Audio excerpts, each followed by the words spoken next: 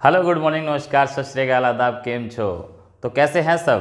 Welcome back again. और आज हम +2 क्लास का जो लेक्चर करने वाले हैं उसमें नया चैप्टर करने वाले हैं।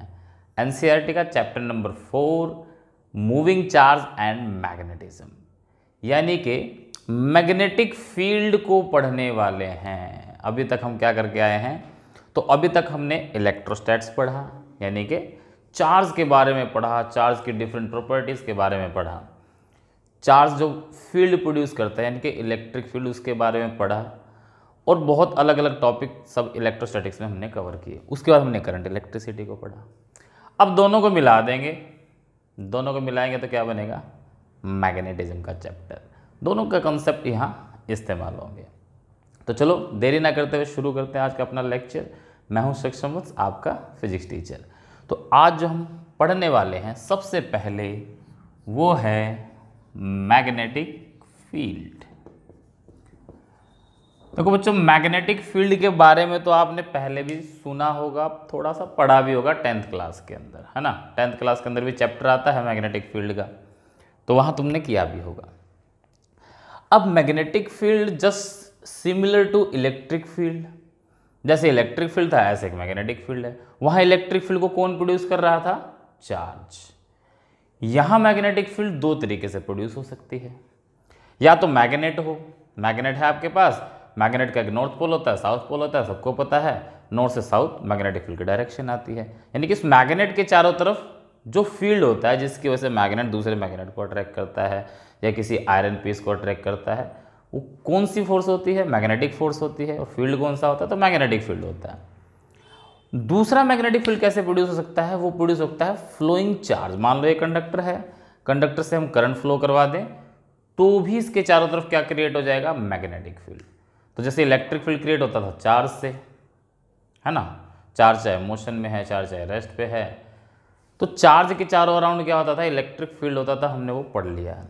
अब करंट से मैग्नेटिक फील्ड प्रोड्यूस होता है, उसको हम पढ़ने वाले हैं। तो मैग्नेटिक फील्ड का जो सिंबल होता है वो आपको याद रख लेना है, B, और वेक्टर साइन दे देते हैं क्योंकि ये भी एक वेक्टर क्वांटिटी है। तो जनरली स्टार्टिंग के इस चैप्टर में एक एक्सपेरिमेंट आता है जो आप लोगों ने ज़्यादा पढ़ना नहीं है, सिर्फ उसको समझना है। और स्टेड एक्सपेरिमेंट है कि उन्होंने क्या देखा कि मान लो मेरे पास एक वायर है ना, मेरे पास एक वायर है XY, और यहाँ से मैं करंट पास कर रहा हूँ I। मेरे पास एक वायर है, उससे करंट पास कर रहे हैं I। अब इस वायर के पास में ले जाकर हमने एक मैग्नेटिक कंपस को रख दिया। कंपस सबको पता है, उसका मान लो ये नॉर्थ पोल है, ये नॉर्थ है, ये साउथ है, और इधर है गया ईस्ट और ये हो गया वेस्ट। तो मान लो ऐसे करंट पास हो रहा था इस तरह से, ठीक है, ऐसे। तो क्या देखा कि इस मैग्नेटिक कंपस को जब लेकर गए तो ये डिफ्लेक्शन दे रही थी इधर वेस्ट की तरफ, ठीक। तो मैग्नेटिक कंपस क्या दे रही थी, डिफ्लेक्शन दे रही थी। अब मैग्नेटिक कंपस डिफ्लेक्शन सिर्फ और सिर्फ किससे दे सकती है, मैग्नेटिक फील्ड से। मैग्नेटिक कंपस की सुई तभी घूमती है जब आसपास क्या हो, मैग्नेटिक फील्ड हो। तो ये एक्सपेरिमेंट से क्या पता लगा कि जब करंट को जीरो कर देते थे, करंट पास नहीं करते थे, इस कंपस में कोई मूवमेंट नहीं होती थी। जैसे ही करंट पास किया कंपस मूव करने लगता था, ये जो नॉर्थ हिस्सा है इसका ये मूव करने लगता था। इसका मतलब इसके ऊपर इसकी वजह से कोई ना कोई फोर्स लगी जाती जो कि मैग्नेटिक फोर्स है, ठीक है। फिर एक और एक्सपेरिमेंट किया इसी में, करंट की डायरेक्शन को उल्टा कर दिया, करंट को Y से X फ्लो करवाया। तो क्या देखा कि जो नॉर्थ पोल था इसका, ये इधर आ गया, ईस्ट की तरफ आ गया, इधर। यानी कि करंट की डायरेक्शन को रिवर्स करते थे तो इसका डिफ्लेक्शन रिवर्स हो जाती थी, और जितना ज़्यादा करंट पास करते थे उतनी ज़्यादा मूवमेंट आती थी। तो इसका मतलब ये जो फ्लोइंग करंट है थ्रू अ कंडक्टर, ये इसके आसपास क्या क्रिएट करता है, मैग्नेटिक फील्ड को क्रिएट करता है, ठीक। इतना तो हमें समझ में आता है कि भी करंट पास होगा तभी ये डिफ्लेक्ट होता है, इसका मतलब करंट पास होने से ही मैग्नेटिक फील्ड आ रहा है, करंट पास नहीं करेंगे तो नहीं आएगा, है ना। तो उसी मैग्नेटिक फील्ड को हमने यहाँ पे क्या करना है, पढ़ना है। उसी मैग्नेटिक फील्ड को हमने यहाँ पढ़ना है, ठीक है। अच्छा बच्चों, एक चीज़ और, इसमें एक चीज़ और क्या देखी गई जो आगे हम पढ़ेंगे इसी चैप्टर में, कि यही कंडक्टर है, इससे करंट I पास हो रहा है। अगर इसके पास में मैं एक चार्ज रख दूँ, क्यों, इसी के पास में क्या रख दिया, चार्ज क्यू रख दिया, जो कि रेस्ट पर है। क्या है, रेस्ट पर है। तो हमने देखा कि इस करंट के फ्लो करने से इस चार्ज पे कोई फर्क नहीं पड़ रहा था। कोई फर्क मतलब वो जहां पर बैठा हुआ है, जहां चिपका हुआ है वहीं चिपका हुआ है, ना इधर जा रहा, ना इधर जा रहा, ना ऊपर नीचे, कहीं नहीं जा रहा। ठीक है जी, बहुत बढ़िया। फिर हमने क्या कहा कि भाई करंट फ्लो कर रहा है, करने दो। चार्ज को कहा, चार्ज भाई साहब आप ऊपर चलिए। चार्ज को कहा कि इधर चलो v वेलोसिटी से ऊपर की तरफ। पहले रुका हुआ था, फिर मैंने कहा चार्ज भी चलो ऊपर चलो। चार्ज ने ऊपर चलना शुरू किया। जैसे ही चार्ज ने ऊपर चलना शुरू किया वैसे ही चार्ज जाना चाहिए था ऊपर, मगर वो थोड़ा सा इधर आ गया, ऐसे डिफ्लेक्ट हो गया वो, जिसको हम आगे पढ़ेंगे। तो ये डिफ्लेक्ट हुआ, इसका मतलब इसके ऊपर फोर्स लगी, क्योंकि कोई भी चार्ज पार्टिकल अपना रास्ता अपने आप नहीं बदल सकता। न्यूटन का लॉ है, कोई भी बॉडी हो सीधे जा रही तो सीधे ही जाएगी जब तक फोर्स नहीं लगती। अब जा रही थी सीधी मगर मुड़ गई ऐसे, अब ये मत कहना कि सर अपने आप ही मन कर गया होगा मुड़ने का। फिजिक्स में ऐसा नहीं होता मन कर गया और मुड़ने का। वो जा रहा है सीधा, अपने आप नहीं मुड़ेगा, अपने आप मुड़ा ही नहीं, मुड़ा इसका मतलब उसके ऊपर फोर्स लगी है, और that force is magnetic force. इसको भी हम पढ़ने वाले हैं कि वो फोर्स क्या होगा, कैसा फॉर्मूला आएगा, कैसा कैसा पाथ होगा। तो मूविंग चार्ज पे तो फोर्स लग रही है और रेस्ट पे है तो कोई फोर्स नहीं लग रही है। समझ रहे हो, रेस्ट पे है तो कोई फोर्स नहीं लग रही है। तो इसका मतलब मैग्नेटिक फील्ड में मूविंग चार्ज पे ही क्या लग सकती है, फोर्स लग सकती है। रेस्ट पे तो कोई फोर्स नहीं लगती। बट हर एक मूविंग चार्ज पे होगा ऐसा भी नहीं है। कंडीशंस हैं बहुत सारी कि अलग अलग कंडीशंस में किस पर कैसी फोर्स लगेगी, वो जब डिटेल आएगा तो उसमें करेंगे। आपने ये भी ध्यान किया होगा इलेक्ट्रिक फील्ड में क्या होता था, ये इलेक्ट्रिक फील्ड है ना, इसके पास चार्ज रख दिया क्यू। जैसे इलेक्ट्रिक फील्ड में चार्ज रखेंगे इसके ऊपर फोर्स लगेगी क्यू इंटू में ई। अब ये तो फॉर्मूला पढ़ा ही इलेक्ट्रोस्टैटिक्स के अंदर, ठीक। F इजिकल्स to Q E. किसी भी इलेक्ट्रिक फील्ड में कोई चार्ज रखा होगा तो उसके ऊपर फोर्स लगती है F एट फोर्स की direction along the direction of electric field, अगर चार्ज पॉजिटिव है। ठीक है, तो इलेक्ट्रिक फील्ड के साथ इसकी डायरेक्शन आती है। ये हमने पढ़ रखा पहले। अब एक चीज़ यहाँ देखोगे, जब करंट फ्लो करता है it is just due to flow of numerous of charges. बहुत सारे चार्जेस फ्लो करते हैं, करंट इलेक्ट्रिसिटी में हमने पढ़ा है। तो चार्ज फ्लो करने की वजह से करंट आता है, बट वो जो मूविंग चार्ज है वो यहां पर इलेक्ट्रिक फील्ड प्रोड्यूस नहीं कर रहा। क्योंकि अगर इलेक्ट्रिक फील्ड प्रोड्यूस करता तो ये चार्ज इधर अट्रैक्ट हो जाता, इधर रिपेल होता, कुछ तो होता, इस चार्ज के साथ कुछ तो होता, फोर्स तो लगती, बट नहीं। तो इसका मतलब मूविंग चार्ज यानी कि जो करंट है, इस करंट की वजह से इलेक्ट्रिक फील्ड प्रोड्यूस नहीं हो रहा, इस करंट की वजह से मैग्नेटिक फील्ड जरूर प्रोड्यूस हो रहा है, जो इस पर फोर्स लगेगी। तो उसको डिटेल में करेंगे आगे। और थोड़ा ध्यान रखना कि जो मैग्नेटिक फील्ड है इसकी SI यूनिट होती है टेस्ला। बच्चे मजाक में कई बार इसको तस्ला बोल देते हैं, याद रखने के लिए कर सकते हो तस्ला, बट टेस्ला साइंटिस्ट के नेम पे रखा हुआ है, T से इसको डिनोट करते हैं। और जो 1 टेस्ला है वो आपका 1 न्यूटन पर एम्पियर मीटर इसके बराबर होता है। ये जो फोर्स पढ़ेंगे उसमें डेराइव भी करेंगे इसको, इस फॉर्मूले को। अब ये आपने याद रखना। और जिसकी CGS यूनिट होती है, CGS यूनिट वो होती है गॉस। और 1 टेस्ला 10⁻⁻⁴ गॉस के इक्वल होता है। ये रिलेशन है, याद रखना है।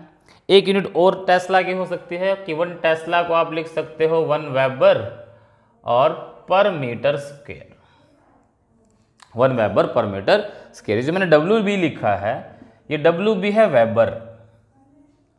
This is the unit of magnetic flux.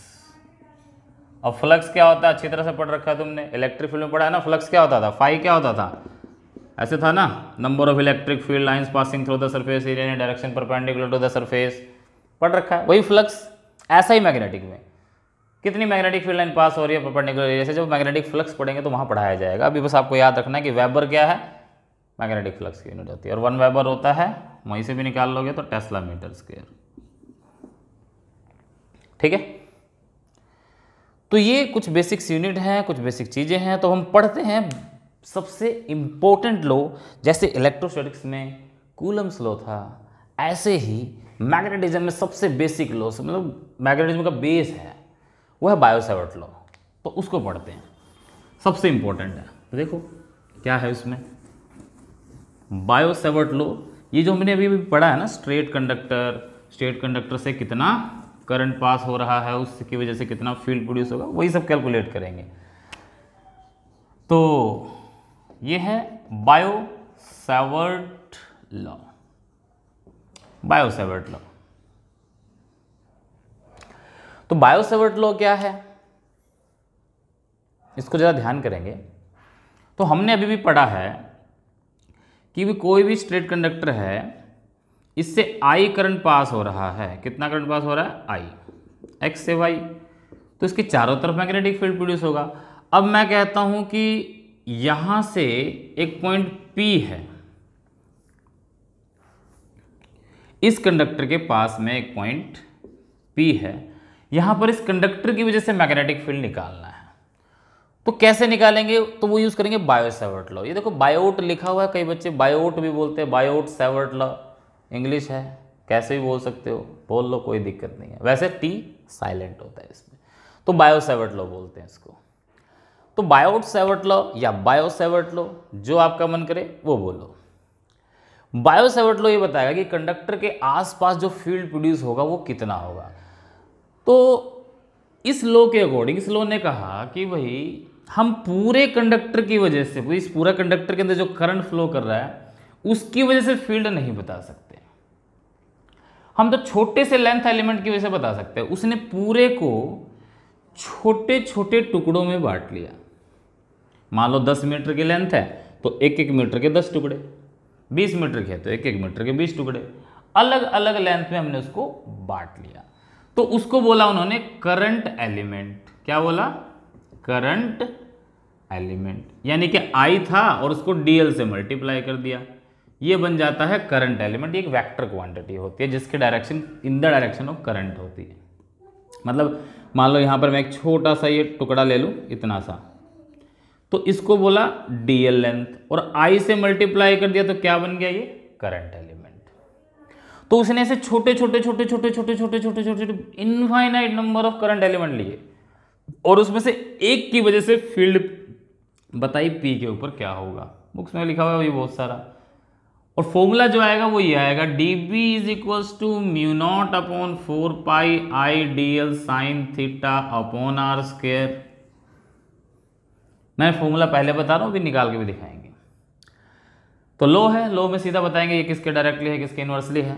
तो यहां आइडियल लिया, आइडियल से P पॉइंट का डिस्टेंस माना R, और आइडियल थोड़ा सा लंबा ले लें इसको यहां तक। आइडियल इस P पॉइंट के साथ जो एंगल बना रहा है उसको माना थीटा। आइडियल P पॉइंट के साथ जो एंगल बना रहा है उसको माना थीटा। तो ये लॉ कहता क्या है? अकॉर्डिंग टू दिस लॉ, भाई इस लॉ के अकॉर्डिंग जो मैग्नेटिक फील्ड प्रोड्यूस होगा, क्योंकि हमने छोटा सा करंट एलिमेंट लिया है इसलिए मैग्नेटिक फील्ड कैसा आएगा? छोटा आएगा, dB बहुत छोटा है। तो dB is directly proportional to current flowing through the conductor. इस कंडक्टर से जितना करंट फ्लो कर रहा है उसके डायरेक्टली होगा, ज्यादा करंट होगा ज्यादा फील्ड आएगा। फिर कहा dB will directly proportional to the length element. जो हमने ये छोटा सा लेंथ एलिमेंट लिया, इसको जितना बड़ा लोगे, इसको जितना बड़ा लोगे उतना अच्छा है, अच्छा नहीं सॉरी, उतना फील्ड ज़्यादा आएगा। बट लो में किया क्या गया कि छोटा माना गया है, इसको बड़ा मान के नहीं, छोटा छोटा छोटा छोटा मान के किया गया। अकॉर्डिंगली ये अगर लेंथ बढ़ेगा तो फील्ड बढ़ेगा, ये पक्का है। थर्ड, dB जो है डायरेक्टली प्रोपोर्शनल होगा sine of angle, sine of angle between current element and the line joining the point P and current element. इस लाइन को जो ज्वाइन कर रहा है, यानी कि P पॉइंट को करंट एलिमेंट को जो लाइन ज्वाइन कर रही है, वो आइडियल के साथ जो एंगल बनाएगी उसके डायरेक्टली साइन के। और तीसरा, तो चौथा हो गया कि dB इनवर्सली होगा ये जो डिस्टेंस है करंट एलिमेंट का P पॉइंट से, उस डिस्टेंस के स्क्वायर के इन्वर्सली होगा, कंबाइन कर दो, combining all equations, all above equation, ऊपर की जितनी इक्वेशंस हैं सबको कंबाइन करो, you will get dB is directly proportional to ideal sine theta upon r square, ideal sine theta upon r square. Proportionality का साइन हटाओगे तो कांस्टेंट आएगा के ideal sine theta upon r square, और इसको हम इक्वेशन नंबर 5 लिख लेते हैं, क्योंकि हमने वहाँ तक ये जो कांस्टेंट आपको दिखाई दे रहा है म्यू नॉट अपॉन 4 पाई, ये भी हम लेके आएंगे। कैसे आएंगे देखो, तो dB आ गया के आइडियल साइन थीटा, याद है आपको Coulomb's law, F इजिकल्स to k Q1 Q2 bye are square. तब मैंने जब पढ़ाया था तो मैं बताया था कि जो K है, K की वैल्यू किस पर डिपेंड करती है, the value of K depends on the two factors, system of unit and nature of the medium. ऐसे ही यहां पर ये जो K है, ये जो K आया है, ये दो चीजों पर डिपेंड करता है, यानी कि जो वैल्यू ऑफ K है, value of K depends on first system of unit, system of unit क्या है, और दूसरा नेचर ऑफ मीडियम कैसा है, नेचर ऑफ मीडियम कैसा है। माने ये करंट, ये जो कंडक्टर है और ये जो पी पॉइंट है, इसके बीच में एयर है, वैक्यूम है या कुछ और है। फिलहाल जो हम पढ़ेंगे वो इन पॉइंट्स के बीच में एयर को कंसीडर करके पढ़ेंगे या वैक्यूम कंसीडर करेंगे। अगर बीच में मीडियम आ जाएगा तो वो आगे चैप्टर्स में आएगा, तब करेंगे उसको। अभी सिर्फ हम ये मान के करेंगे कि इस पी पॉइंट और इसके बीच का जो मीडियम है वो एयर है, ठीक है। तो सिस्टम की बात करें तो अगर मेरे पास होता CGS system, in CGS system के की वैल्यू आती है जी 1, और अगर ले ले हम एसआई सिस्टम, तो एसआई सिस्टम के अंदर के की वैल्यू आती है म्यू नॉट अपॉन 4 पाई, यानी के को क्या लिखा मैंने, म्यू नॉट अपॉन 4 पाई, और इस पूरे की वैल्यू होती है 10 की पावर -7 टेस्ला मीटर पर एम्पियर या वेबर पर मीटर पर एम्पियर, ठीक है। या तो टेस्ला मीटर पर एम्पियर इसकी यूनिट है इस पूरे की, या वेबर पर मीटर पर एम्पियर। तो यहां नई बात क्या है, नई बात है म्यू नॉट। इस म्यू नॉट को क्या बोलते हैं, जैसे एप्सिलॉन नॉट आता था यहां पे, इसको बोलते थे absolute electric permittivity of free space, इसको बोलेंगे absolute electric permeability, permeability of free space, sorry electric नहीं, मैग्नेटिक। अभी तक इलेक्ट्रिक ही ध्यान आ रहा है, रिलेट करके बोल रहे हैं इसलिए थोड़ी सी गड़बड़ हो जाती है कई बार। तो absolute magnetic permeability of free space, absolute magnetic permeability of free space, ठीक है, बढ़िया। और इसकी पूरे की वैल्यू क्या होगी, तो यहां से निकालोगे 4 पाई इंटू में 10 की पावर -7 टेस्ला मीटर पर एम्पियर, या बोलोगे तो वेबर पर मीटर एम्पियर। तो ये इसकी यूनिट होती है। तो हम तो ऐसे ही मान के चलते हैं ना भाई। तो इक्वेशन 5 से, फ्रॉम इक्वेशन नंबर 5 dB कितना आएगा एसआई सिस्टम में, mu naught upon 4 pi ideal sine theta upon r square. Simple, तो इसको आप लिख सकते हो। जल्दी से कॉपी पेन उठाओ और नोट करना शुरू करो। पॉज करके नोट कर लो या स्क्रीनशॉट लो, बाद में नोट कर लेना, जैसी आपकी इच्छा। जल्दी से पॉज करके नोट कर लो या स्क्रीनशॉट लो, फिर से आगे बढ़ते हैं। चलो, कर लिया होगा। देखो, इसी में अभी तक हमने जो फॉर्मूला निकाला ये वाला हमने डिराइव कर दिया यहाँ पे। अभी बीच की चीजें मैं साफ कर रहा हूं थोड़ा। ये जो फॉर्म आई है इसको स्केलर फॉर्म बोलते हैं, बट मैग्नेटिक फील्ड मैंने शुरू में ही बताया आपको कैसी क्वांटिटी होती है मैग्नेटिक फील्ड, वेक्टर क्वांटिटी। तो वेक्टर की तो डायरेक्शन भी होती है, तो डायरेक्शन भी निकालेंगे, पहले वेक्टर फॉर्म निकालेंगे। तो हमारे पास dB आया है mu naught upon 4 pi I dl sine theta upon r square. इसको जब वेक्टर फॉर्म में आप लिखोगे तो ऐसे लिखोगे, इलेक्ट्रोस्टैटिक्स में भी वेक्टर फॉर्म लिखा आपने, mu naught upon 4 pi I dl cross r upon r cube, dl cross r upon r cube. ठीक है, ये आया हमारे पास, ये वेक्टर फॉर्म है, this is vector form of Biot Savart law and this is scalar form of Biot Savart law. ठीक, basically 90% cases में तो हम स्केलर फॉर्मूला ही इस्तेमाल करेंगे। ये इंपॉर्टेंट किस लिए है? डायरेक्शन बताता है, ये डायरेक्शन बताएगा मैग्नेटिक फील्ड की, इसलिए इंपॉर्टेंट है। अब ये आया कैसे, तो इसको सोल्व करके देखोगे, इसको सोल्व करोगे तो क्या आएगा, देखो म्यू नॉट अपॉन 4 पाई आई ए क्रॉस बी को क्या लिखते थे हम, ए बी साइन थीटा, तो डीएल क्रॉस आर को क्या लिखोगे, डीएल आर साइन थीटा, नीचे आर क्यूब, आर से कट जाएगा, आर स्क्वायर बच जाएगा, वही आ जाएगा। तो ये वेक्टर फॉर्म है, गलत नहीं है, सही फॉर्मूला लिखा है मैंने, ऐसी बात नहीं है, ये सही फॉर्मूला है। अब बात आती है कि डीबी तो आ गया वेक्टर फॉर्म में, डायरेक्शन कैसे बताएंगे, डायरेक्शन कैसे बताएंगे, डायरेक्शन ऑफ मैग्नेटिक फील्ड। कई लॉ है जिससे आप इसके डायरेक्शन बता सकते हो। एक तो बेसिक लॉ, सबसे बेसिक लॉ क्या है कि हमने पढ़ा है, अगर ए क्रॉस बी है हमारे पास, यहां समझो मेरे पास आता है ए क्रॉस बी, तो ये किसके इक्वल आएगा, ए बी साइन थीटा के, बिल्कुल सही है। ए क्रॉस बी आता है ए बी साइन थीटा के।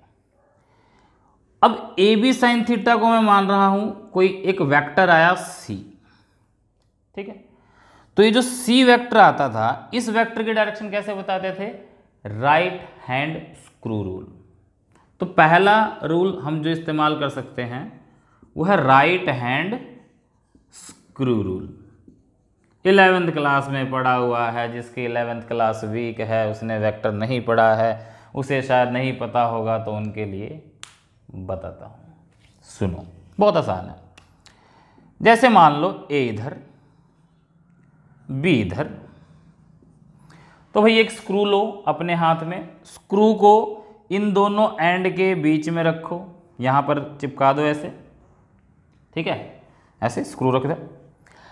फिर उस स्क्रू को ऐसे घुमाना है कि इनकी मल्टीप्लिकेशन हो जाए, ए इंटू बी, तो ए से बी, तो ए से बी तो ऐसे घुमाओगे, ये एंगल थीटा इनके बीच में, ए से बी ऐसे घुमाओगे, तो जरा ये डायरेक्शन कौन सी हो गई, ये कौन सी डायरेक्शन है, क्लॉकवाइज है कि एंटी क्लॉकवाइज है, एंटी क्लॉकवाइज है। तो एंटी क्लॉकवाइज अगर स्क्रू घूमेगा, स्क्रू ड्राइवर से स्क्रू को एंटी क्लॉकवाइज घुमाओगे तो स्क्रू तो बाहर आएगा, बाहर आएगा मतलब ये, तो ये वेक्टर सी होगा आपका।